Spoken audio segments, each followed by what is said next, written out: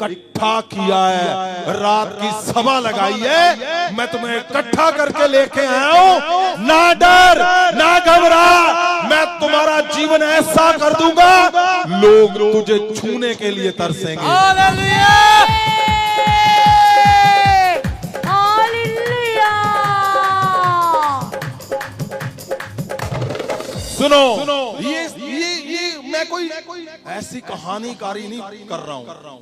यहाँ एक बेटा बैठा हुआ है, मुझे वो मिला जब तो मैंने देखा कि इतने क्वेश्चन इसके दिमाग में, पता नहीं क्या क्या बोल दिया लोगों ने। किसी ने बोला कि तुम्हारे जीवन में क्या है। किसी ने बोला कि तू अगर तूने पास्टर बनना है तो क्या करना पड़ेगा तुम्हें रात दिन रोजे में रहना है। क्यों? नहीं तो तुम्हारा शरीर तुम्हारे ऊपर अटैक करेगा। मैंने बोला अच्छा। बोला जी मैं लीडर बनना चाहता था, कुछ नहीं हुआ। फिर मुझे बिजनेस खोला, उजड़ गया, सारा कुछ खत्म हो गया। फिर वो सिखाया गया कि तू प्रभु के लिए चुना गया। उसने बोला अच्छा जी ठीक है, मैं शुरू करता हूं। तो सारा कुछ क्या fail fail fail fail fail fail. क्यों? क्योंकि अगर आपके जीवन में वो प्रोसेस पूरा नहीं होगा तो फेलियर आना है।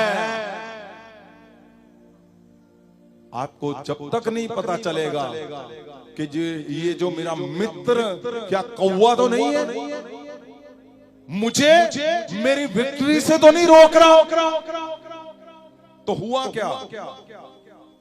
ये जब आए सेवा में तो इधर उधर की बातें जो कुछ अलग अलग इसने सीखा, शिक्षा ली जहां जहां से ली। तो मैंने इसको बुलाया और इसके मदर मुझे मिलने के लिए आए पर्सनली। उन्होंने बोला कि मेरा बेटा आज तक मैंने उसको रोते ही देखा है, बस मैंने नहीं कभी देखा कि वो एक जगह पे भी हंस पाए। हर जगह पे उसका फेलियर देखा मैंने। उस माता ने कहा, इसके मदर ने, कि मैं तो हमेशा उसको फेल होते हुए देख रही हूं और हर पल मैं रो रही हूं। क्यों? क्योंकि ये फेलियर मुझे दिन रात टॉर्चर कर रहा है। क्यों? उसका सपना है कि मेरा बेटा कब वो बोलेगा कि हाँ मैं खुश हूं। क्यों? क्योंकि जहां जहां भी वो गया, fail fail fail fail fail. यहां तक कि मेंटली सही फैसला भी नहीं ले सकता था। जब मैं इससे मिला, इतना कंफ्यूज, एक जैसा अब नॉर्मल जन होता है वही था ये। अब नॉर्मल, आप समझ रहे हो, जिसको पता ही नहीं है क्या बोलना है, क्या फैसला लेना है, क्या करना है, कुछ नहीं। और जिस दिन उसके माता मुझे मिलकर गए, मुझे सही में पता चला। और रो रहे थे, मेरे पास घर पे आए और वो रो रहे थे कि मेरा एक ही बेटा है और मैं गवर्नमेंट एम्प्लॉय हूं, मेरा रिटायरमेंट का समय नजदीक आ रहा है और मैं वरीड हूं कि ये कुछ कभी जीवन में कुछ होगा इसका कि नहीं। तो मैंने उन पे प्रेयर की और इसको मिला। मैंने इसको बोला कि तुम्हें सीरियसली एकजुट होना है सबसे पहले। ये नहीं कि मन किया चलो इधर, मन किया चलो उधर। आप परमेश्वर को देखो। और जब मैंने इसको बोला कि तू एकजुट होना है, और मैंने यही शब्द बोले कि तुम्हें परमेश्वर के महासामर्थ्य प्रभु यीशु की दया से ऐसा बनाऊंगा कि लोग तुझे छूने के लिए तरसेंगे। यही सब शब्द थे मेरे।